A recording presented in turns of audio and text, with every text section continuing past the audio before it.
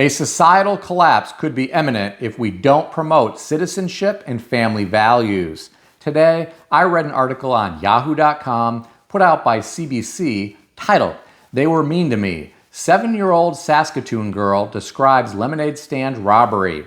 The author of this article referenced a 7-year-old girl in Canada who had a lemonade stand in front of her house. Her mother describes her as a very professional little businesswoman. Unfortunately, a 14-year-old carrying a concealed knife and a 16-year-old with outstanding warrants approached her. One of them was taking cup after cup and then crushing them and throwing them at her. One of the boys took her candy and some of her money. After the incident, the 7-year-old girl was upset. She was vomiting and had a tummy ache. Here are my thoughts. I read a lot of stories in the news, and this one tops them all. I feel really bad for this young 7-year-old entrepreneur. When people do things to young, innocent children, it really bothers me. We should protect our children and help them grow up healthy and strong. Here we have a young girl who could be in the house watching television or being on social media, but instead, she is outside in the fresh air trying to run a small business. A small business that probably brings joy to other people. I'm sure there are service people who work on the streets or maintain lawns in the area who love being able to purchase lemonade from a hardworking little girl. Now this little girl is left traumatized by these two boys. One of them had outstanding warrants. A societal collapse could be imminent if we don't promote citizenship and family values in our young people. The only good news that I can report is the police caught these two boys. I really hope the 7-year-old girl will be okay. I hope she can get beyond this incident. I also hope she doesn't give up on her dream of being an entrepreneur. Unfortunately, she got a taste of what being an entrepreneur is like at times. Just the other day, I reported about a small business owner who was impacted when a thief broke through the side of his store and stole several guns. There are small business owners who are impacted every day by burglars, shoplifting, fraud, etc. It is unfortunate, but this is the world that we live in. I don't have the answer, but I think there is a lack of citizenship among people in society at times. I also think some parents are so busy working multiple jobs that they can't be there for their children. I'm not blaming every parent. With that said, there probably are some that could do a better job, but this isn't the case for everyone. Some parents think they are trying to do the right thing. They are working multiple jobs to pay the rent, put food on the table, and unfortunately, some have no idea what their children are doing because they aren't home much. Some children are raised by social media and television, which isn't always a good thing. I read some of the comments beneath this article. I'll share some of them with you.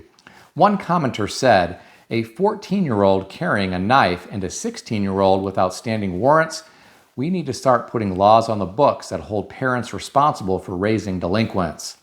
These kids need some kind of wake-up call and some real counseling.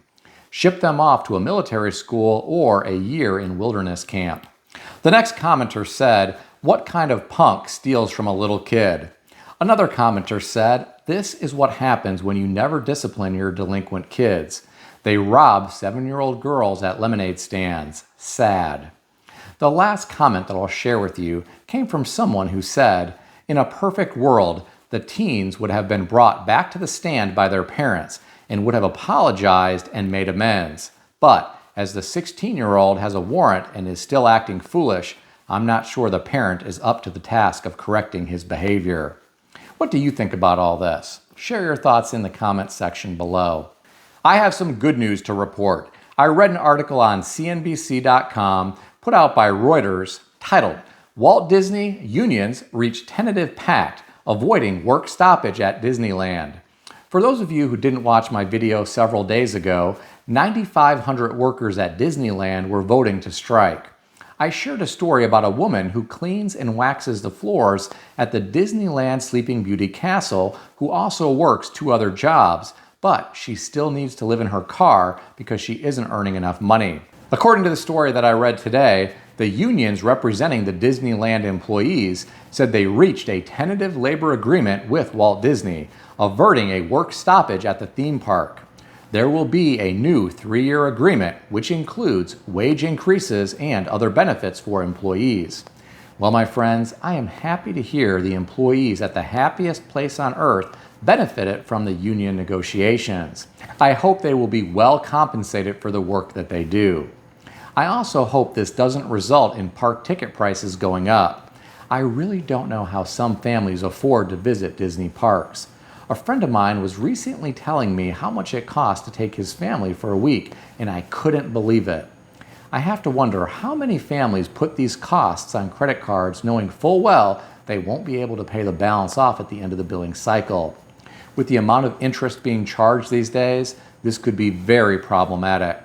I've been to Disneyland in California, and I've also been to Disney World in Florida.